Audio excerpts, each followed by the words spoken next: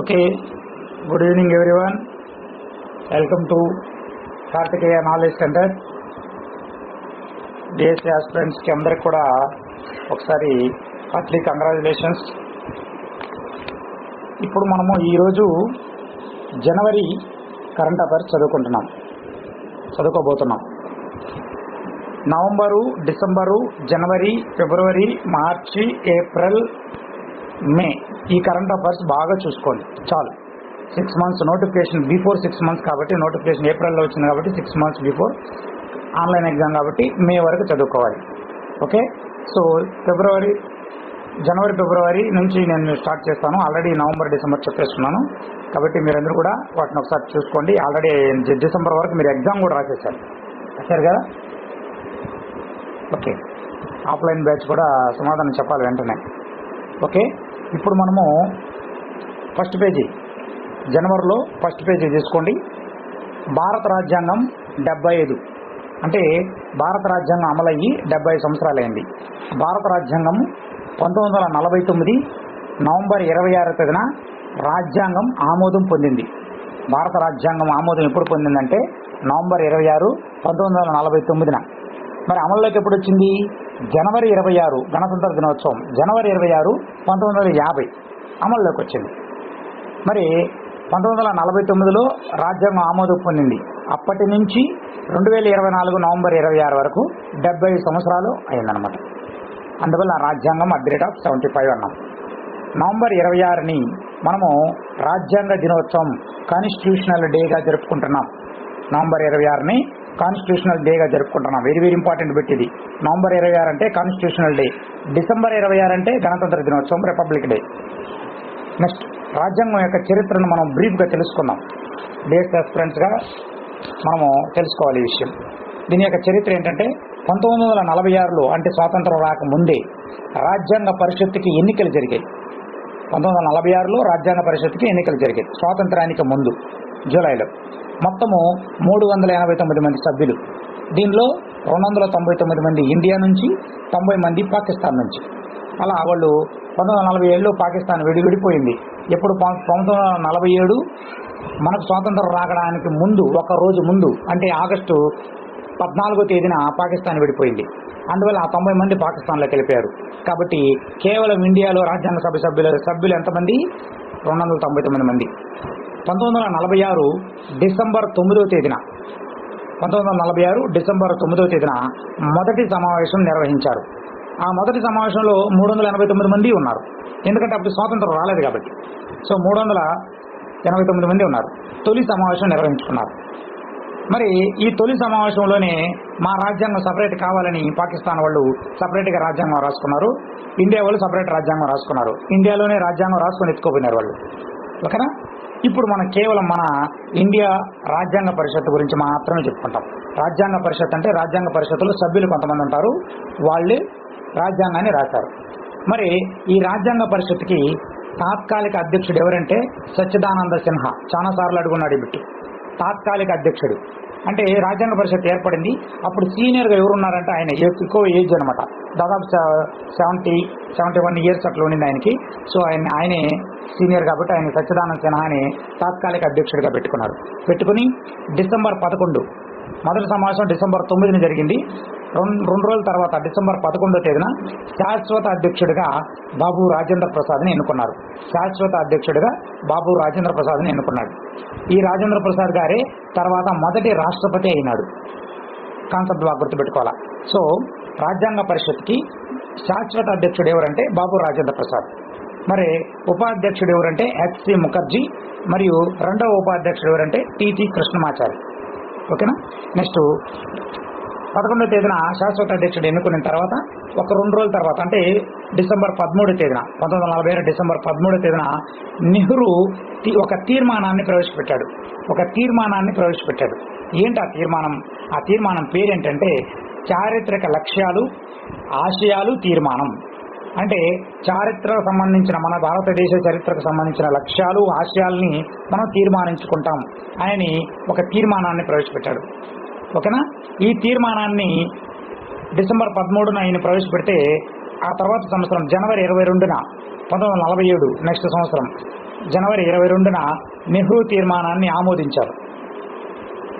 ఆమోదించి 1947 ఆగస్టు 29న ముసాయిదా కమిటీని ఏర్పాటు చేసుకున్నాం. అసలు నెహ్రూ తీర్మానం అంటే ఏంటి అని అంటే, మనము భారత రాజ్యాంగంలో మనం ఫ్రంట్ పేజ్ ఒకటి ఉంటుంది, పీఠిక అంటారు దాన్ని, పీఠిక ప్రవేశిక అంటారు.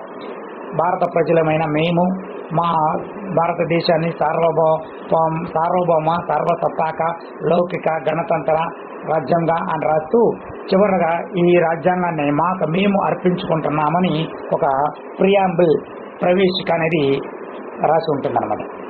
దానికి మూలమే మన నెహ్రూ గారి తీర్మానం. ఓకేనా, వెరీ వెరీ ఇంపార్టెంట్.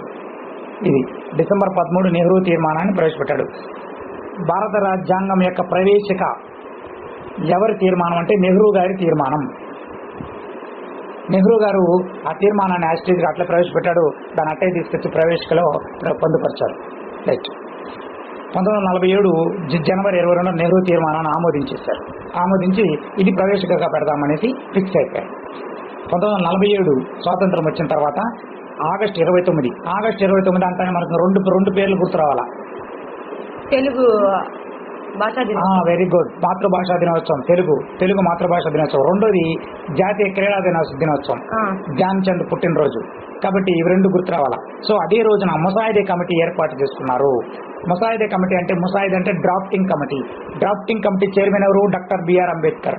ముసాయిదా అంటే అర్థం ఏంటంటే ఏమేమి రాయాలో అవంతా ఒక చిత్తు రాసిస్తారు. ఆ చిత్తు రాసేదంతా కూడా ఈ ముసాయిదా కమిటీయే రాస్తుంది. చిత్తు అంటే ఏమేమి ఉండాలి అంతా రాస్తుంది, నీట్గా బ్రీఫ్గా రాస్తుంది. దాన్ని డెప్త్గా వాళ్ళే రాసి దాన్ని మెయిన్ రాజ్యాంగంలో అట్లా వాళ్ళే పొందుపరుస్తారు. సో రాజ్యాంగ రచనా కమిటీ అంటారు దీన్ని. రాజ్యాంగ రచనా కమిటీ, ముసాయిదాని రాజ్యాంగ రచనా కమిటీ అంటారు. దానికి chairman doctor BR Ambedkar. So 1947 August 29న ముసాయిదా కమిటీని ఏర్పాటు చేశారు. నెక్స్ట్, రాజ్యాంగ రచనకు పట్టిన సమయం 2 సంవత్సరాలు 11 నెలలు 18 రోజులు. ఇది వెరీ వెరీ ఇంపార్టెంట్, గుర్తుపెట్టుకోవాలి ఇప్పుడుగా. ఓకేనా, రైట్. మొదట రాజ్యాంగం రాసిన క్వాలిటీలో ఈ వీటన్నీ మీకు టచ్ అయ్యండి. అందుకని నేను వెతికి మళ్ళీ ఓపికగా రాశాను. షెడ్యూల్స్. రాజ్యాంగం మొదటగా అమలైనప్పుడు 8 షెడ్యూల్స్ ఉన్నాయి. 8 షెడ్యూళ్ళు. ఓకేనా, షెడ్యూల్ని 8 షెడ్యూళ్ళు గుర్తుపెట్టుకోండి. చూడండి, 8 ఎట్లా రాస్తారు? ఎస్ లాగా రాస్తారు. 8ని ఎస్ రాసి ఇట్లనే మనకి 8 అవుతుంది. సో షెడ్యూల్ అంటే ఎస్ అంటే 8 గుర్తుపెట్టుకోవాలి, అట్లా ఊరికి అట్లా. ఓకేనా, రైట్. ఇప్పుడు ఎన్ని ఉన్నాయంటే 12 ఉన్నాయి షెడ్యూల్. ఇప్పుడు ఎన్ని ఉన్నాయి? 12 షెడ్యూల్ ఉన్నాయి. ఓకేనా, షెడ్యూల్ అంటే ఎస్ అంటే స్కూల్ ఎప్పుడు ఓపెన్ అవుతాయి? జూన్ 12వ తేదీన ఓపెన్ అవుతాయి. కాబట్టి ప్రజెంట్ షెడ్యూల్ ఎన్ని? 12 గుర్తుపెట్టుకోవాలి అట్లా మీరు. So schedule 8, present schedule 12. అంటే రాజ్యాంగం ఫస్ట్లో అంబేద్కర్ గారు రాసిన తర్వాత 1950 జనవరి 26న షెడ్యూల్ 8 షెడ్యూల్ ఉన్నాయి. ఇప్పుడు షెడ్యూల్ ఎన్ని ఉన్నాయి? 2025కి 12 షెడ్యూల్ ఉన్నాయి. మర్చిపోకూడదు ఇది.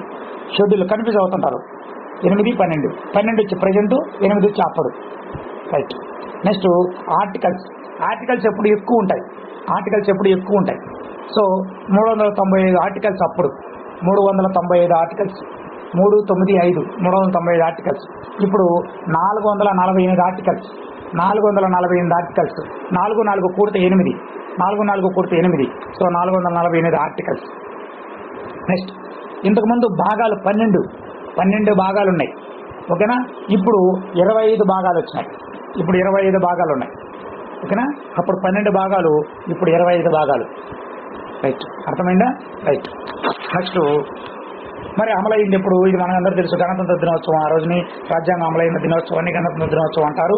సో జనవరి 26, 1950న రాజ్యాంగం అనేది అమలైంది. నెక్స్ట్, రాజ్యాంగంలో ఉన్న ప్రధాన అంశాలు ఏమేమి ఉన్నాయో మనం బ్రీఫ్గా ఒకసారి తెలుసుకున్నాం. ఇది ఆల్రెడీ క్వాలిటీలో మీకు టచ్ అవుతుంది కాబట్టి నేను కొంచెం డెప్త్గా చెప్పదలుచుకున్నాను. ప్రవేశిక. రాజ్యాంగంలో మొట్టమొదటిగా ఉండేది ప్రవేశిక. నెహ్రూ తీర్మానమే ప్రవేశిక. 1976లో స్వాతంత్రం వచ్చినాక, నెహ్రూ గారు చనిపోయిన తర్వాత, ఇందిరాగాంధీ ప్రభుత్వం వచ్చిన తర్వాత 1976లో 42వ రాజ్యాంగ సవరణ జరుగుతూ ఒక 3 పదాలని యాడ్ చేశారు. సామ్యవాద, లౌకిక, సమగ్రత. ఈ బిట్ ఉంది మీకు 8th క్లాస్లో. సామ్యవాద, లౌకిక, సమగ్రత అనే 3 పదాలని యాడ్ చేశారు. నెక్స్ట్, నెహ్రూ గారి తీర్మానాన్ని ప్రవేశికగా ప్రవేశపెట్టారు. మరి ఈ ప్రవేశిక అనేది రాజ్యాంగంలో అంతర్భాగమా కాదా? అంతర్భాగమే. రాజ్యాంగంలో అంతర్భాగమే ఇది సపరేట్ కాదు, రాజ్యాంగంలో ఒక భాగం ఇది. నెక్స్ట్ ప్రాథమిక హక్కులు. ఈ ప్రాథమిక హక్కులు ఎక్కడి నుంచి వచ్చాయంటే అమెరికా రాజ్యాంగం నుంచి తీసుకొచ్చాం. అమెరికా రాజ్యాంగం నుంచి తీసుకొచ్చాము హక్కు. ఓకేనా? అమెరికా. రైట్. ఇప్పుడు కన్ఫ్యూజ్ అవుతుంటుంది ఇది. అమెరికా రాజ్యాంగం హక్కు, ఆమె మా హక్కు, ఆమె మా హక్కు, ఆమె లేడీస్ హక్కుల కోసం పోరాడతారు అని గుర్తుపెట్టుకోండి. ఆమె హక్కు, ఆమె అమెరికా రాజ్యాంగం నుంచి తీసుకొచ్చారు హక్కులు. ఓకే. మొదట్లో 7 హక్కులు ఉండేవి, ఇప్పుడు 6 హక్కులే ఉన్నాయి. ఆస్తి హక్కుని 1978వ సంవత్సరంలో మొరార్జీ దేశాయ్ గవర్నమెంట్ 44వ సవరణ ద్వారా తొలగించారు. ఆస్తి హక్కుని తొలగించేస్తారు. 1978 సంవత్సరంలో 44వ సవరణ ద్వారా మొరార్జీ దేశాయ్ గవర్నమెంట్ తొలగించేసింది ఆస్తి హక్కుని. అందువల్ల ఒక హక్కు తగ్గి ఇప్పుడు ప్రజెంట్ 6 హక్కులే ఉన్నాయి. రాజ్యాంగంలో మనము మొత్తము 12 భాగాలు ఉన్నాయని చెప్పాము. 3వ భాగంలో ఈ ప్రాథమిక హక్కుల గురించి పొందుపరిచారు. 3వ భాగంలో హక్కుల్ని పొందుపరిచారు. అమెరికా నుంచి తీసుకున్నాం, 3వ భాగంలో పొందుపరిచారు.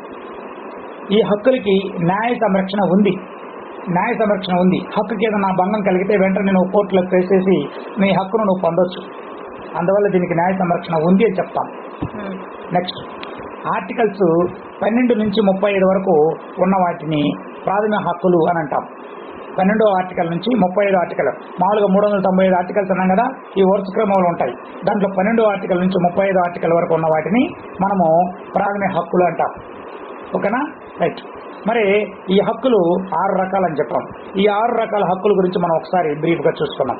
మొట్టమొదటి హక్కు సమానత్వ హక్కు. ఇంపార్టెంట్ ఇది. సమానత్వ హక్కు అనేది 14వ ఆర్టికల్ నుంచి 18వ ఆర్టికల్ వరకు ఉంటుంది. మరి 12 నుంచి అన్నారు కదా అంటే 12వ ఆర్టికల్ 13వ ఆర్టికల్ ఇంట్రడక్షన్ అనమాట. ప్రాథమిక హక్కులకి ఇంట్రడక్షన్. 12వ ఆర్టికల్ ఏం చెప్తుందంటే ఎవరెవరికి వర్తిస్తుందో చెప్తుంది. భారతదేశంలో ఉన్న ప్రజల గురించి వర్తించే ఎవరికి వర్తిస్తుందో చెప్తుంది. 13వ ఆర్టికల్ ఏం చెప్తుందంటే ఏదైనా హక్కులకి భంగం కలిగితే న్యాయ సంరక్షణకు ఉంది అని చెప్తుంది. ఓకేనా?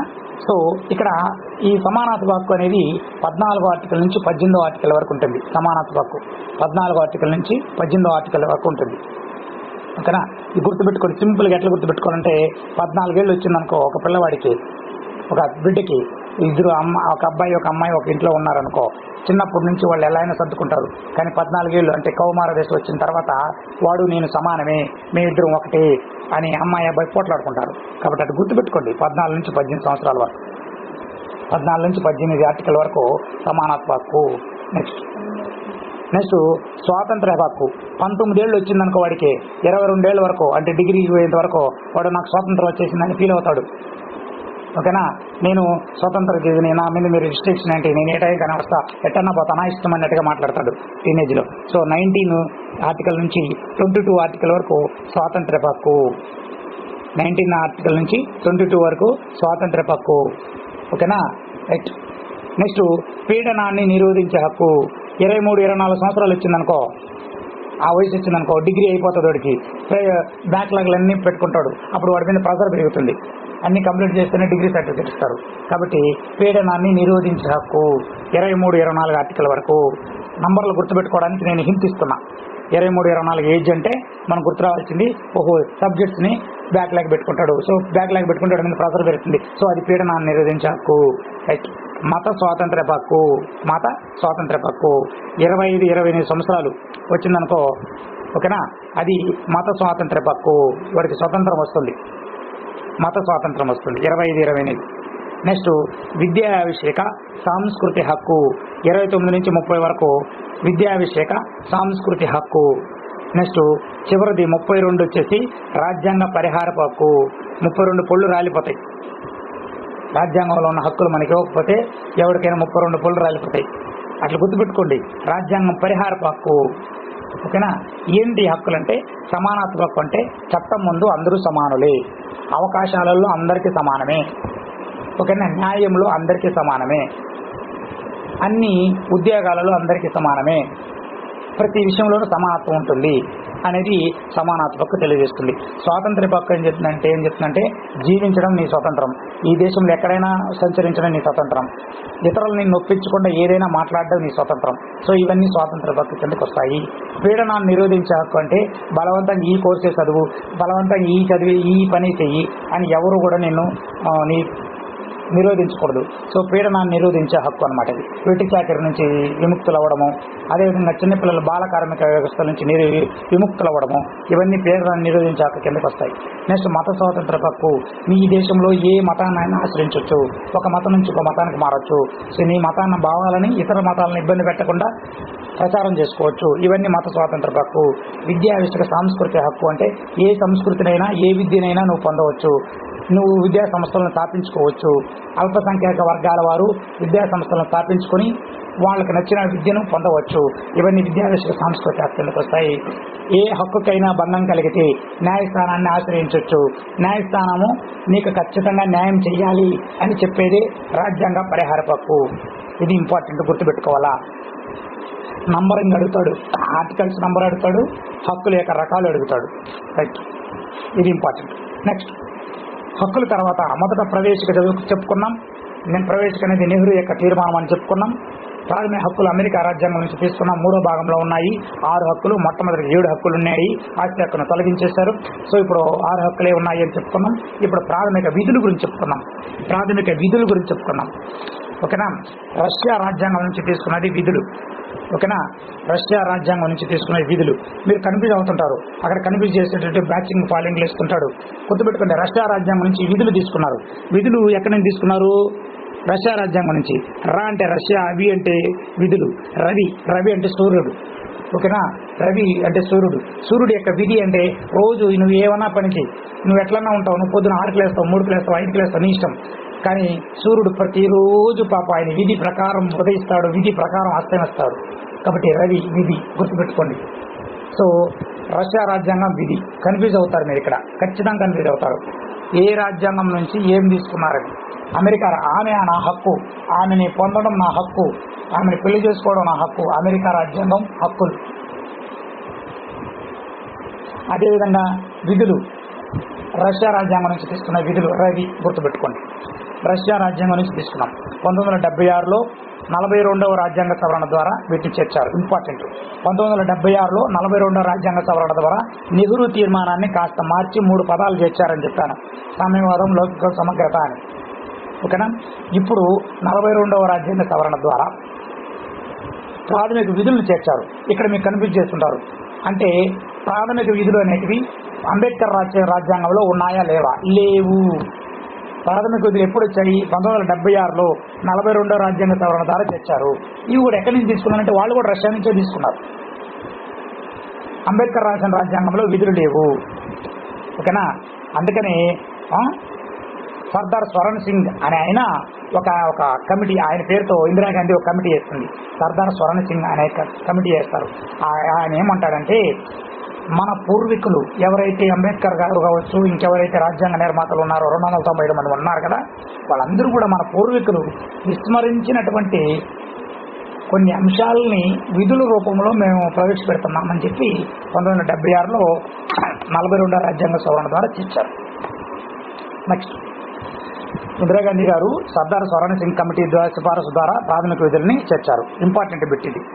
ప్రాథమిక విధులు అనేటివి స్వరణ్ సింగ్ కమిటీ ద్వారా సిఫారసు చేశారు. నెక్స్ట్ ఇవి ఎప్పటి నుంచి అమలులోకి వచ్చాయంటే, ఇప్పుడు ప్రాథమిక హక్కులు కానీ ప్రవేశం కానీ ఇవన్నీ కూడా రాజ్యాంగం అమలైనటువంటి గణతంత్ర దినోత్సవం 1950 జనవరి 26 నుంచి అమలులోకి వచ్చేస్తాయి. కానీ ప్రాథమిక విధులు 1976లో ప్రవేశపెట్టారు కదా, 77 జనవరి 3వ తేదీ నుంచి అమలులోకి వచ్చాయి. ప్రాథమిక విధులు అనేటివి జనవరి 3, 1977 నుంచి అమలులోకి వచ్చాయి. అందువల్ల జనవరి 3వ తేదీన ప్రతి సంవత్సరం ప్రాథమిక విధుల దినోత్సవంగా జరుపుకుంటున్నాం. ఇది ఇంపార్టెంట్ బిట్. ఇది ప్రాథమిక విధుల దినోత్సవం ఎప్పుడు జరుపుకుంటామంటే జనవరి 3వ తేదీ నుంచి జరుపుకుంటున్నాం. నెక్స్ట్ 4A భాగంలో దీన్ని చేర్చారు. అర్థమైందా? మరి ప్రాథమిక విధులు అనేటివి 4A భాగంలో ఉన్నాయి. అసలు ఏంటిది అని అంటే, ఇప్పుడు ఏ ఆల్ఫాబెటికల్ ఆర్డర్లో వచ్చినాయంటే రాజ్యాంగంలో ముందు లేనివి కొత్తగా సవరణల ద్వారా చేర్చినవి అని అర్థం చేసుకోవాలి మనం.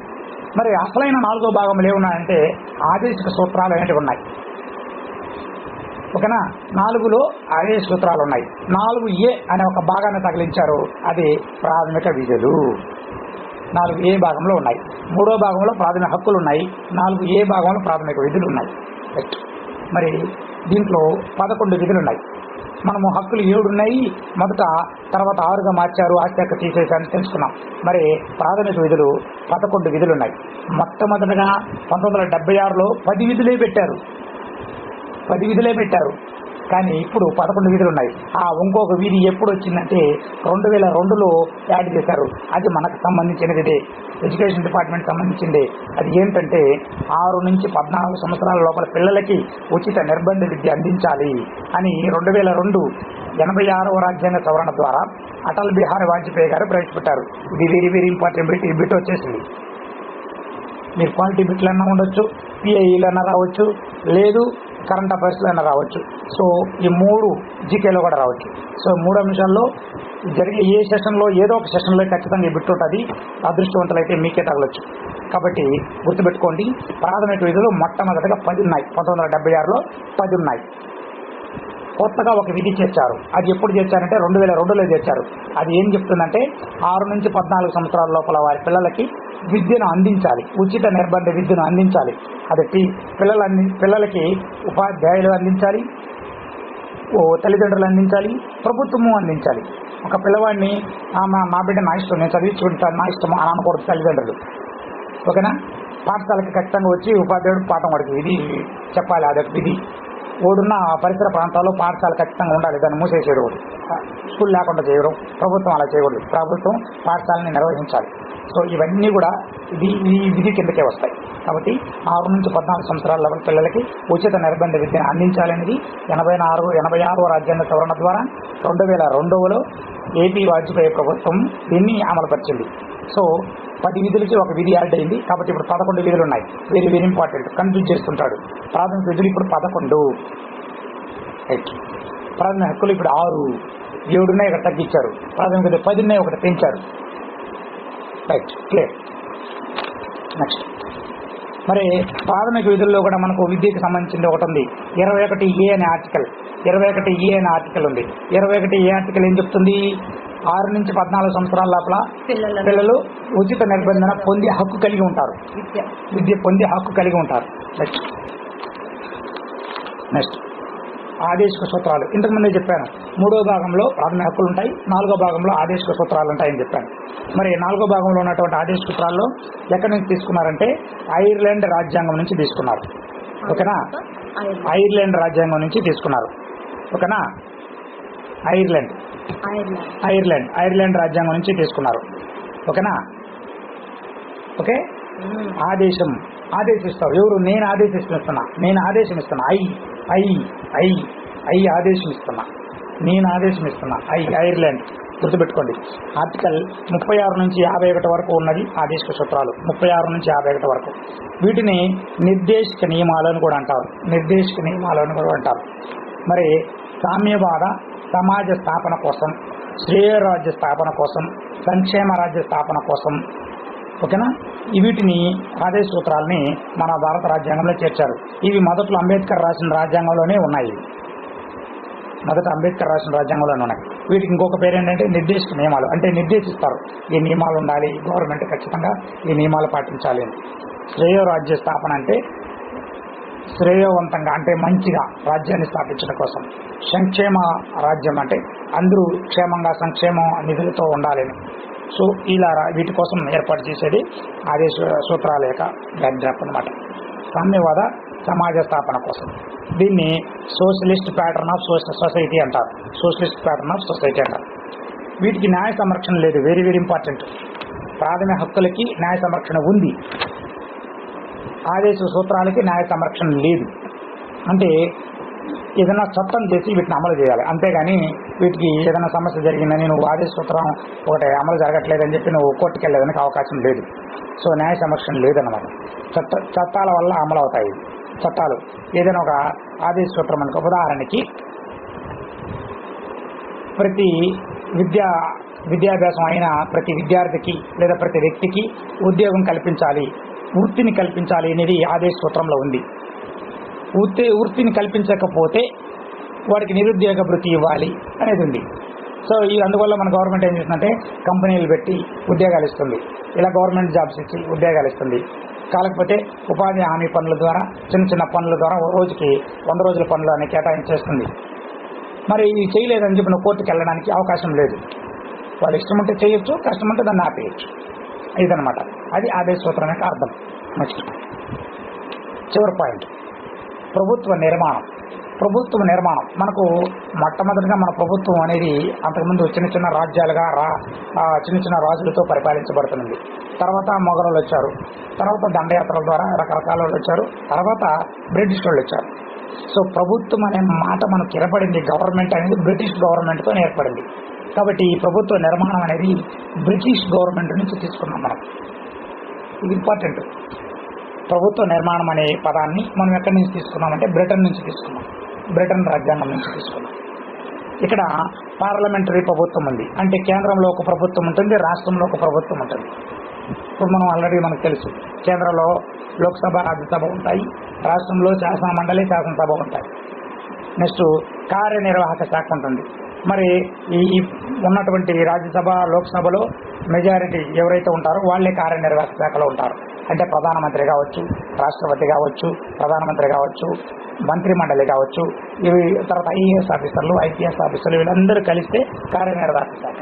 మరి రాష్ట్రంలో తీసుకుంటే గవర్నరు, చీఫ్ మినిస్టరు, ఉప ముఖ్యమంత్రి, మంత్రి మండలి, ఐఏఎస్, ఐపీఎస్, కలెక్టర్లు, వీళ్ళందరూ కూడా కార్యనిర్వాహక శాఖ కిందకు వస్తారు. ఓకేనా.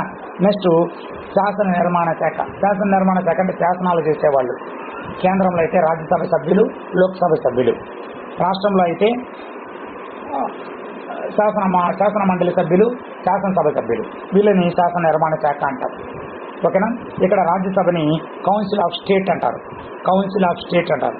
లోక్సభని ఏమంటారంటే హౌస్ ఆఫ్ పీపుల్ అంటారు, లోక్సభని హౌస్ ఆఫ్ పీపుల్ అంటారు. ఓకేనా. మరి ప్రభుత్వ నిర్మాణం అనేది స్వతంత్ర న్యాయ వ్యవస్థ, స్వతంత్ర న్యాయ వ్యవస్థ. ఇక్కడ మీకు ఒక ఇంపార్టెంట్ బిట్ కన్ఫ్యూజన్ లేకుండా చెప్తాను. రాజ్యసభ సభ్యులకి ఇంకొక పేరు ఏంటంటే ఎగువ సభ్య సభ్యులు అంటారు. ఎగువ సభ్య సభ్యులు మేధావుల సభ అంటారు. అంటే డిఫరెంట్ రంగాల నుంచి తీసుకుంటారు కాబట్టి వాళ్ళని మేధావుల సభ అంటారు. వీళ్ళు ఒక స్టెప్ ముందు ఉంటారు కాబట్టి వీటిని ఎగువ సభ అంటారు. 250 మెంబర్స్ ఉన్నారు. ఇప్పుడు మన దేశంలో రాజ్యసభ సభ్యులు 250 మెంబర్స్ ఉన్నారు. 250 మెంబర్స్ ఉన్నారు. కౌన్సిల్ ఆఫ్ స్టేట్ అంటారు వీళ్ళని. కౌన్సిల్ ఆఫ్ స్టేట్ గుర్తుపెట్టుకోవాలా, కౌన్సిల్ ఆఫ్ స్టేట్ గుర్తుపెట్టుకోవాలా. రాజ్యసభ సభ్యులు కౌన్సిల్ ఆఫ్ స్టేట్. ఓకేనా. రైట్. నెక్స్ట్ లోక్సభ సభ్యుల్ని జనాలు ఓటేసి ఎన్నుకుంటాం కదా, అందువల్ల పీపుల్ అనే పదం గుర్తుపెట్టుకోండి. House of people, house of people, house of people అంటే ప్రజలు ఓటేసి ఎన్నుకుంటారు లోక్సభ సభ్యుల్ని, హౌస్ ఆఫ్ పీపుల్ అంటారు. ఓకేనా. వాళ్ళు 545 మంది ఉన్నారు, 545 మంది ఉన్నారు లోక్సభ సభ్యులు. ఓకేనా. రైట్. ఇది మీరు గుర్తుపెట్టుకోవాల్సింది. రైట్. నెక్స్ట్ 75వ రాజ్యాంగ దినోత్సవ వేడుకలు జరిగాయి. మరి ఇంతసేపు మనం చెప్పుకున్నంతా కూడా బ్యాక్ డ్రాప్. ఇప్పుడు 75వ రాజ్యాంగ దినోత్సవ వేడుకలు ఉన్నాయి కదా, వాటి గురించి తెలుసుకున్నాం. కరెంట్ అఫైర్ బిట్ ఇది. 2024 నవంబర్ 26వ తేదీన 2024 నవంబర్ 26వ తేదీన 75వ రాజ్యాంగ దినోత్సవ వేడుకలు జరిగినాయి. ఇది నవంబర్లో జరిగింది, కానీ జనవరిలో ఎందుకు వచ్చింది ఈ న్యూస్ అంటే జనవరి 26న రాజ్యాంగం అమల్లోకి వచ్చిన రోజు. ఓకేనా. ఢిల్లీలో సంవిధాన సదన్ సెంట్రల్ హాల్ ఉండేది, సంవిధాన సదన్ ఉంది, దీన్ని సెంట్రల్ హాల్ అంటారు. ఇక్కడ ఉభయ సభల సమావేశం నిర్వహించారు, రాష్ట్రపతి దీంట్లో ప్రసంగించారు. ఇక్కడ 2 పుస్తకాలు విడుదల చేశారు. ఒకటేంటంటే making of the constitution of India, making of the constitution of India, constitution ఎలా తయారు చేశారు అనేది. దీన్ని ఎగ్లిమ్స్ అని ఆయన రాశాడు. ఈ పుస్తకాన్ని రాసింది ఎవరు? ఎగ్లిమ్స్ అనే ఆయన. అంటే ఇండియా రాజ్యాంగం ఎలా తయారయ్యింది అనే దానిపైన ఒక పుస్తకం రాశాడు ఒక ఆయన ఎగ్లిమ్స్. Making of the constitution of India. Next making of constitution of India and its glorious journey, making of constitution of India and its glorious journey. ఈ పుస్తకాన్ని కూడా ఆయన రాశారు. సో ఈ 2 పుస్తకాలు ఆయన రాశారు. సో ఈ 2 పుస్తకాలని విడుదల చేశారు 75వ రాజ్యాంగ దినోత్సవ వేడుకల సందర్భంగా. మరియు పోస్టల్ స్టాంపు స్మారక నాణ్యాన్ని విడుదల చేశారు. నెక్స్ట్ రాజ్యాంగం అనేది ఇప్పటి వరకు 22 భాషల్లో అమల్లోకి ఉంది. మరి కొత్తగా 2 భాషల్లోకి దీన్ని విడుదల చేశారు. మైథిలి, సంస్కృత భాష. మైథిలి అనే భాష సంస్కృత భాష. ఓకేనా? మైతేయి అనే వర్గం మాట్లాడేది మైథిలి భాష. మణిపూర్లో ఉన్నారు వీళ్ళు గిరిజనులు. ఆ భాషలో రాజ్యాంగాన్ని విడుదల చేశారు రాసి. సంస్కృతంలో కూడా భాషలో కూడా రాజ్యాంగాన్ని విడుదల చేశారు. నెక్స్ట్ దీనికి ఒక వెబ్సైట్ని క్రియేట్ చేశారు. అది constitution75.com. constitution75.com. 75 రూపాయల వెండి నాణ్యం విడుదల చేశారు. 75 రూపాయల వెండి నాణ్యం విడుదల చేశారు. ఇవన్నీ గుర్తుపెట్టేస్తారని వాడు అడిగే బిట్లు ఏమడుగుతాడు తెలిసిన? మైథిలి సంస్కృత భాషలో రాజ్యాంగాన్ని విడుదల చేశారు. ఈ కాన్సెప్ట్ పైన అడుగుతాడు. సో ఇటీవల ఏ భాషలో రాజ్యాంగాన్ని విడుదల చేశారు? మైథిలి, సంస్కృతం. ఆ 2 గుర్తుపెట్టుకోవాలి. Making of the constitution of India అనే పేరు గుర్తుంటుంది మనకు. సో ఎవరు రాశారనేది ఇంపార్టెంట్. ఓకేనా? ఎగ్లిమ్స్ గుర్తుపెట్టుకోవాలి. ఎగ్లిమ్స్. నెక్స్ట్ ఇదంతా కూడా ఒక చిన్న టాపిక్. నెక్స్ట్ టాపిక్ ఏంటంటే ప్రపంచ చెస్ ఛాంపియన్షిప్ 2024. ప్రపంచ చెస్ ఛాంపియన్షిప్ 2024 18వ పోటీలు జరిగాయి. దొమ్మరాజు గుకేష్ ఈయన ఇండియా నుంచి గ్రాండ్ మాస్టర్ అయ్యాడు. 18 ఇయర్స్కే గ్రాండ్ మాస్టర్ అయినటువంటి ఘనత మొట్టమొదటిగా సాధించాడు. ఇప్పటి వరకు ఇండియన్ నుంచి 2 మాత్రమే గ్రాండ్ మాస్టర్స్ అయ్యారు. మొట్టమొదటిగా విశ్వనాథన్ ఆనంద్ గారు, తర్వాత దొమ్మరాజు గుకేష్ గారు. ఓకేనా? దొమ్మరాజు గుకేష్ గారికి 18 ఇయర్స్, 18వ పోటీలో పాల్గొన్నాడు. ఇది very important. 18. Anand 5 times grand మాస్టర్గా ఉన్నారు. విశ్వనాథ్ ఆనంద్ గారు మొట్టమొదటిగా గుకేష్ కంటే ముందు ఛాంపియన్, ప్రపంచ చెస్ ఛాంపియన్గా గెలుపొందాడు. ఈయన 5 సార్లు ఉన్నాడు. 2000 సంవత్సరంలో మొదటిసారి, 2012 సంవత్సరం చివరిసారి, మధ్యలో ఒక 3 సార్లు ఉన్నారు. ఇప్పుడు దొమ్మరాజు గుకేష్ ఎవరిపైన విన్ అయ్యాడంటే చైనా ఆటగాడైనటువంటి డింగ్ లిరిన్ అయిన చైనా ఆటగాడు. ఆయన పైన విజయం సాధించి ప్రపంచ చెస్ ఛాంపియన్ అయ్యాడు. రైట్. నెక్స్ట్ టాపిక్ వెళ్దాం. పిఎస్ఎల్వి 7వ పేజీ తీసుకోవాలి. PSLV C59. ఇస్రో 2024 డిసెంబర్ 5వ తేదీన దీన్ని ప్రయోగించింది. 2024 డిసెంబర్ 5వ తేదీన ప్రయోగించింది. ఈ ఉపగ్రహం పేరు ఏంటంటే ప్రోబా 3 మిషన్. ఏంటి ప్రోబా అంటే? ఏంటంటే project for on board autonomy. 3 అనే మిషన్ ని ప్రారంభించింది. షార్ నుంచి శ్రీహరికోట హై ఆల్టిట్యూడ్ రేంజ్ అంటే శ్రీహరికోటలో ఉన్నటువంటి షార్ నుంచి 95వ ప్రయోగం ఇది. పిఎస్ఎల్వి సిరీస్లో 61వది. పోలార్ శాటిలైట్ లాంచింగ్ వెహికల్ అంటారు. ఏంటంటే జిఎస్ఎల్వి, పిఎస్ఎల్వి అనేవి వెహికల్స్ అనమాట. అంటే అవి తీసుకెళ్లేటువంటి వెహికల్స్. ఓకేనా? లాంచింగ్ ప్యాడ్స్ అంటారు కదా, అవి వాటిని పిఎస్ఎల్వి, జిఎస్ఎల్వి అని చెప్తారు. ఎస్ఎస్ఎల్వి అట్లా చెప్తారనమాట. సో పిఎస్ఎల్వి సిరీస్లో ఇది 61వది. నెక్స్ట్ ప్రోబా 3 మిషన్ యొక్క ఇంపార్టెన్స్ ఏంటో చూద్దాం. ఇది యూరోపియన్ స్పేస్ ఏజెన్సీకి చెందినటువంటి ఒక మిషన్. ప్రోబా 3 మిషన్ అనేది యూరోపియన్ స్పేస్ ఏజెన్సీ ESAకు చెందినటువంటి ఒక మిషన్. ఇస్రో యొక్క ఆదిత్య L1తో కలిసి పని చేయనుంది ఇది. ఏంటి ఆదిత్య L1? ఆదిత్యుడు అంటే సూర్యుడి పైన ప్రయోగం చేయడం కోసం మనము ఆదిత్య L1 అనే దాన్ని 2024 సెప్టెంబరు ఆగస్టు మధ్యలో ప్రయోగించాం. సో దాంతో కలిసి ఈ ప్రోబా 3 మిషన్ అనేది కలిసి పనిచేయనుంది. 13 ఐరోపా దేశాలు, కెనడా కలిసి ఈ ప్రోబా మిషన్ని ఏర్పాటు చేశాయి. సూర్యుడు బయటి పొర, కరోనా పొర అంటారు. కరోనా పొర బయటి పొరనికి కరోనా పొర పేరు అనమాట. సూర్యుడి యొక్క బయటి పొరనికి కరోనా అనే పేరు. మరి ఈ కరోనా పొరని అధ్యయనం చేయడం కోసము మనము ఈ ప్రోబా 3 మిషన్ని మన దేశం నుంచి పంపించాం. ఇది అసలే ఓనర్స్ ఎవరంటే ఐరోపా దేశాలు మరియు కెనడా దేశం. మరి ఇది ఎందుకు మన దేశం నుంచి పంపించారంటే ఇది ఆదిత్య L1తో కలిసి పనిచేస్తుంది. ఆదిత్య L1 అనేది సూర్యుడి నుంచి వచ్చేటువంటి వికిరణాలను, యూవీ అల్ట్రావైలెట్ రేస్ను వాటిని పరిశోధించడం కోసం మనము 2024లో ఇస్రో ప్రయోగించినటువంటి ఆదిత్య L1 అనేది ఒక ప్రయోగం. నెక్స్ట్ కాన్సెప్ట్ జీశాట్ N2 ఉపగ్రహం. జీశాట్ N2 ఉపగ్రహం ఇస్రో మరియు స్పేస్ ఎక్స్ అనే సంస్థ కలిసి జీశాట్ N2 ఉపగ్రహాన్ని ప్రయోగించాయి. దీన్ని ఫాల్కన్ 9 అనే రాకెట్ ద్వారా పంపారు. మరి ఇస్రో అంటే మన దేశానికి సంబంధించింది. స్పేస్ ఎక్స్ అనే సంస్థ ఎలాన్ మస్క్ యొక్క సంస్థ. ఇది అమెరికా నుంచి ఎలాన్ మస్క్ యొక్క సంస్థ. ఇదొక ప్రైవేట్ సంస్థ. ఇది అమెరికా నుంచి దాని యొక్క ప్రయోగాల్ని ఎగ్జిక్యూట్ చేస్తుంది. సో ఇస్రో, స్పేస్ ఎక్స్ ఈ రెండు కలిసి ఫాల్కన్ 9 రాకెట్ ద్వారా జీశాట్ N2 అనే ఉపగ్రహాన్ని ప్రయోగించారు. మరి ఇది ఏం చేస్తుందంటే ఇండియాలో బ్రాడ్బ్యాండ్ సేవలను ప్రోత్సహిస్తుంది. ఇండియాలో మారుమూల ప్రాంతాల్లో ఇంటర్నెట్ సౌకర్యం కల్పిస్తుంది. ఇండియాలో చాలా మారుమూల ప్రాంతాలలో కూడా కొన్ని అటవీ ప్రాంతాలలో, కొన్ని హిమాలయ రేంజెస్లో, కొన్ని పర్వత ప్రాంతాలలో ఇంటర్నెట్ సౌకర్యం లేదు.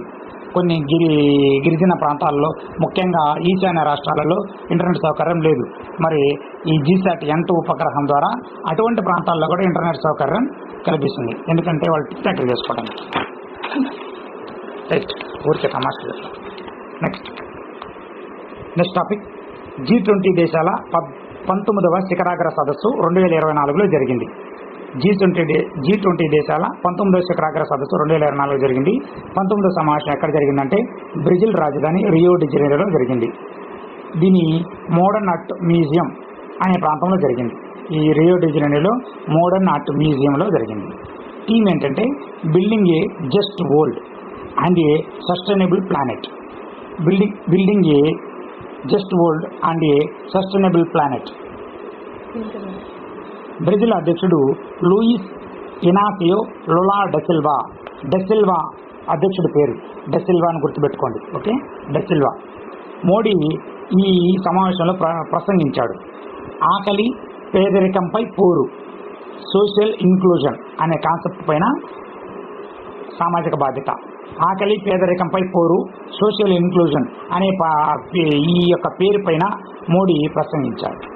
నెక్స్ట్ మోడీ ప్రసంగం పేరు ఏంటంటే G20 దేశాల 19వ శిఖరాగ్ర సదస్సులో మోడీ ప్రసంగం పేరు ఏంటంటే ఆకలి, పేదరికంపై పోరు, సోషల్ ఇంక్లూజన్. అది 18వ సమావేశం ఎక్కడ జరిగిందంటే న్యూఢిల్లీలో జరిగింది. ఇండియాలో తొలిసారిగా జరిగినటువంటి సమావేశం 18వ సమావేశం ఎప్పుడు జరిగిందంటే 2023లో జరిగింది భారత మండపంలో. మరి ఇప్పుడు జరిగింది 19వ సమావేశం బ్రెజిల్ రియో డి జనీరోలో జరిగింది. మరి 20వ సమావేశం ఎక్కడ జరుగుతుందంటే దక్షిణాఫ్రికాలో జరుగుతుంది. దక్షిణాఫ్రికాలో మరి ఈ G20 దేశాలు ఏంటి అంటే ఒకసారి మనం గమనిస్తే 1999వ సంవత్సరంలో 19 దేశాలు కలిసి G20 దేశాలుగా ఏర్పడ్డాయి. 2023లో యూరోపియన్ యూనియన్ చేరింది. అందువల్ల G20 అయింది. ఇప్పుడు సభ్య దేశాలు 20 ఉన్నాయి. మరి G20లో ఇండియా సభ్యత్వం ఉంది.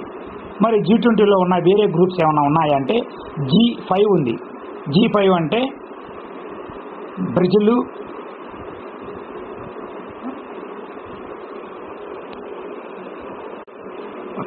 G5 దేశాలు, G7 దేశాలు కలిసి G20లో భాగంగా కూడా ఉన్నాయి. మరి ఇండియా G7లో లేదు, G5లో ఉంది, G20లో ఉంది. ఇది ఇంపార్టెంట్. ఇండియా G20 కూటమిలో ఉంది, G5 కూటమిలో ఉంది, G7లో లేదు. ఓకేనా? రైట్. ఇప్పటి వరకు కొన్ని టాపిక్లు మనం కంప్లీట్ చేసాం. నెక్స్ట్ టాపిక్ చూద్దాం.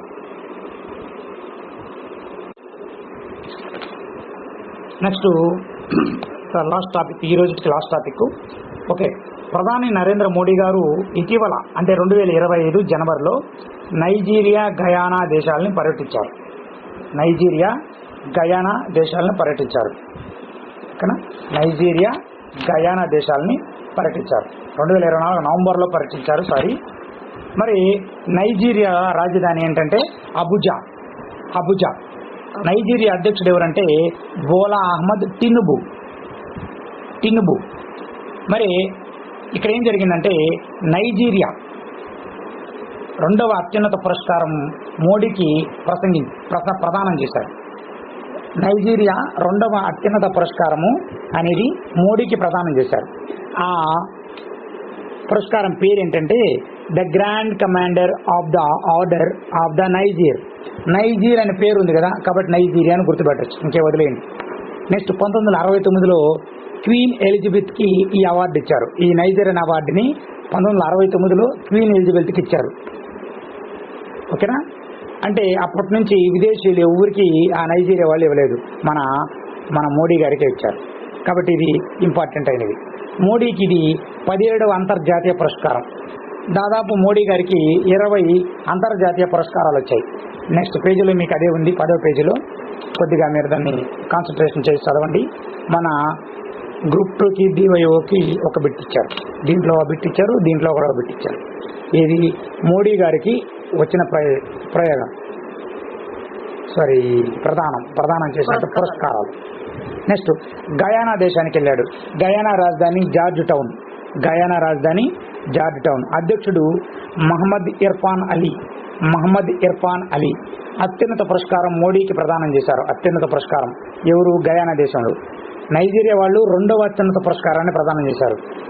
గయానా వాడు మొదటి పురస్కారాన్ని ఇచ్చాడు, అత్యున్నత పురస్కారాన్ని ఇచ్చాడు. ఇప్పుడు మన దేశంలో అత్యున్నత పురస్కారం భారతరత్న, 2వ పురస్కారం ఇది పద్మవిభూషణ్, 3వది ఇది పద్మభూషణ్, 4వది ఇది పద్మశ్రీ. అలా వాళ్ళకు కూడా ఉంటాయన్నమాట. నెక్స్ట్ గయానా వాడు మొట్టమొదటి అత్యున్నత పురస్కారం ఏంటంటే the order of excellence Guyana. Next Bharat Guyana మధ్య 10 ఒప్పందాలు జరిగాయి ఈ పర్యటనలో భాగంగా. రైట్. ఇప్పుడు మోడీ గారికి ఇతర దేశాలు, ఇప్పటి వరకు మోడీ గారికి ఇతర దేశాలు ఇచ్చినటువంటి 20 అవార్డులు ఒకసారి మీకు చెప్తాను, కొంచెం బ్రీఫ్గా వినండి. చాలా ఈజీ అనమాట. సో 20 నేను ఒక 5-5గా చెప్తాను, 5-5గా చాలా ఈజీగా గుర్తుపెట్టుకోవచ్చు మీరు. సో మీ దగ్గర మెటీరియల్ ఉంది కాబట్టి ఒకసారి చూడండి, దీని అంతా చెప్పాల్సిన అవసరం లేదు. సో ఫస్ట్ దేశం పేరు చెప్తాను, రష్యా అంటే మనకు గుర్తొచ్చేది ఏంటంటే మంచు ప్రాంతం. అది ఎక్కువ ధ్రువ ప్రాంతం కాబట్టి మంచు ప్రాంతం ఎక్కువ ఉంటుంది. సో మంచు ప్రాంతం అంటే హిమాలయాలు గుర్తొస్తాయి. హిమాలయాల్లో ఎవరు ఉంటారు? సన్యాసులు ఉంటారు, అంతే కదా. సన్యాసులను ఇంగ్లీష్లో ఏమంటారు? సెయింట్ అంటారు. సో సెయింట్ ఆండ్రూ అని కనబడిందంటే రష్యా అని గుర్తుపెట్టుకోవాలి మీరు. సెయింట్ ఆండ్రూ అంటేనే రష్యా అని గుర్తుపెట్టుకోవాలి మీరు. నెక్స్ట్ ఫ్రాన్స్ దేశస్తులు ఎప్పుడు లేజీగా ఉంటారు, అందుకే బ్రిటిష్ వాళ్ళు కూడా ఫ్రాన్స్ దేశాన్ని ఓడించేశారు. మన దేశంలో ఫ్రెంచ్ స్థావరాలన్నీ కూడా ఆక్రమించేశారు. సో ఫ్రాన్స్ దేశాలు లెజిమెన్, అట్లా గుర్తుపెట్టుకోండి, లెజిమెన్. ఓకేనా? Russia order of the saint Andrew, France the grand cross of the legion. Next Papua New Guinea అనే దేశం ఉంది. దీన్ని అత్యున్నత పురస్కారము మోడీ గారికి ఇచ్చారు. Campaign of the order of Logohu, Pacific ద్వీపాల ఐక్యతకు కృషిగా గాను, పసిఫిక్ దేశాల యొక్క ద్వీపాల యొక్క ఐక్యత కృషికి గాను మోడీ గారికి ఇచ్చారు. ఇది లొగోహు అనే పదం కనబడాల. సో పప్పు అంటే లోగో. పప్పుకు లోగో ఎవరో మీకు తెలుసు, నేను చెప్పాల్సిన అవసరం లేదు. పప్పు లోగో గుర్తుపెట్టుకో. నెక్స్ట్ 4వది ఈజిప్ట్ అనగానే ఈజిప్టులో మనకు ఆఫ్రికా ఖండంలో ఉంది. ఆఫ్రికా ఖండంలో పొడవైన నది ఏది? నైలు నది. ఈజిప్టులో కూడా నైలు నది ప్రవహిస్తుంది. సో కాబట్టి order of the Nile, Egypt అంటే order of the Nile. Next Nigeria ఇప్పుడే చెప్పుకున్నాం మనం. 2వ అత్యున్నత పురస్కారం నైజర్ అనే పేరు వస్తుంది లాస్ట్లోని.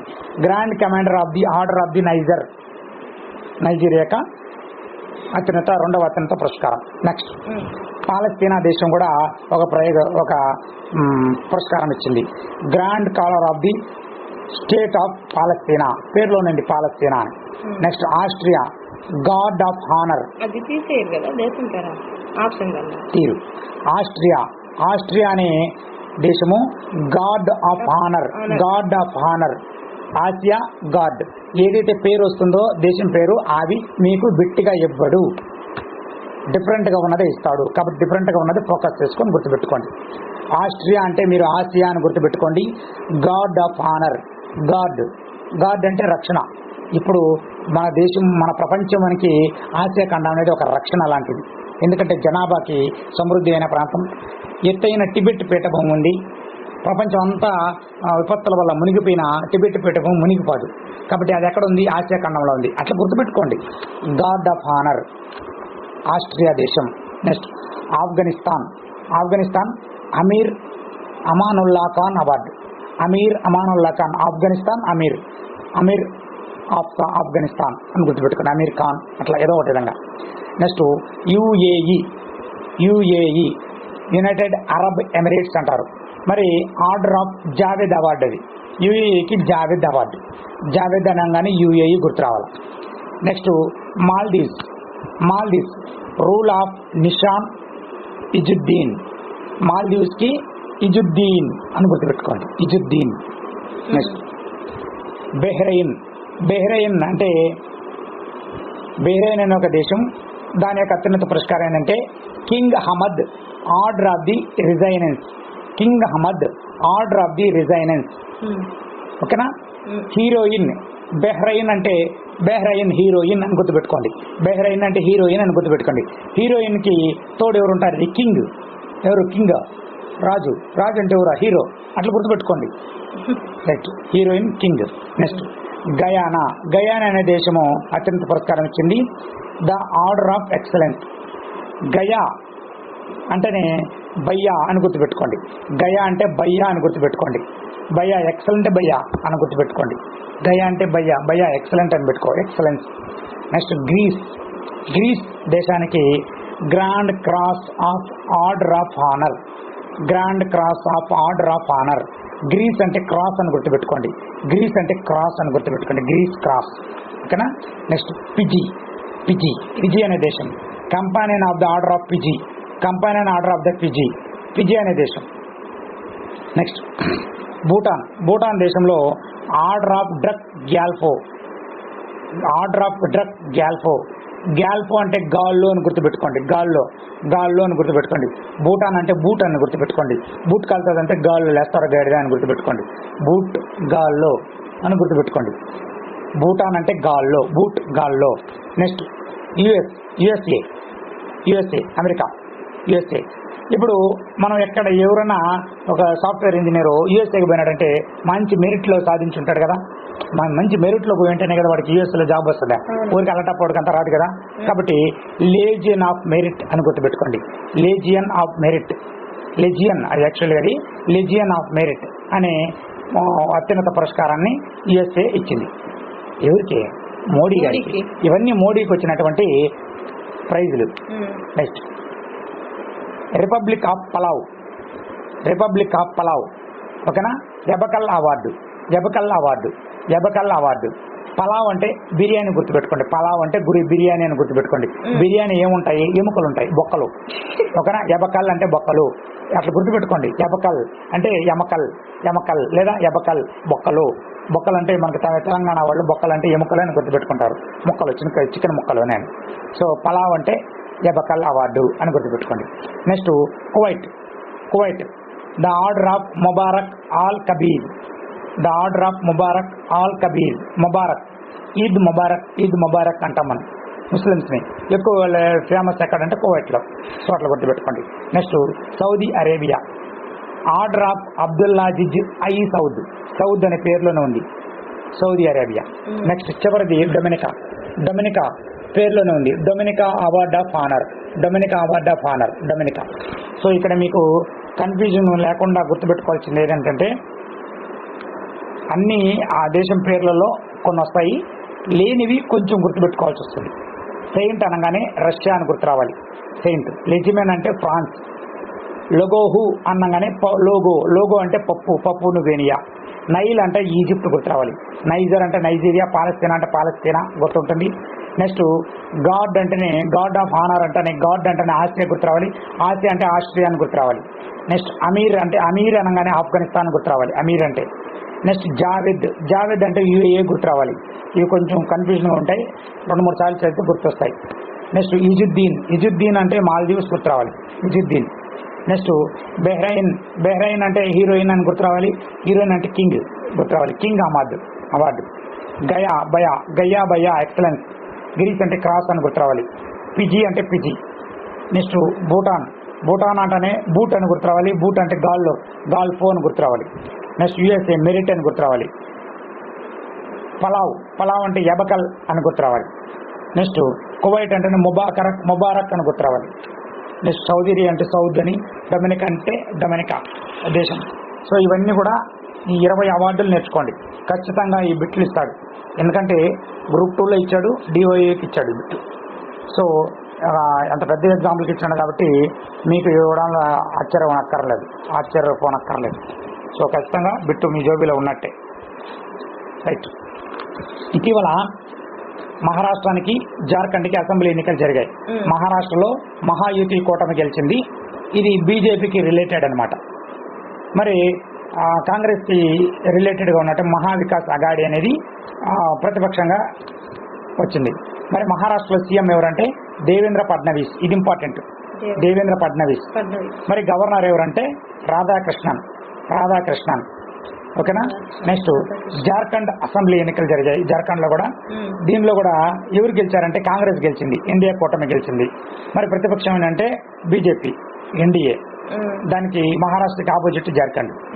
మరి సీఎం ఎవరంటే హేమంత్ సోరెన్. గవర్నర్ ఎవరంటే Santosh Kumar Gangwar. CM governor important. CM ప్రమాణ స్వీకారం చేయించేది గవర్నర్ గారే, సీఎం చేత ప్రమాణ స్వీకారం చేసేది గవర్నర్ గారే. కాబట్టి గవర్నర్ పేరు కూడా ఇంపార్టెంట్, సంతోష్ కుమార్ గ్యాంగ్వార్. ఓకేనా. రైట్.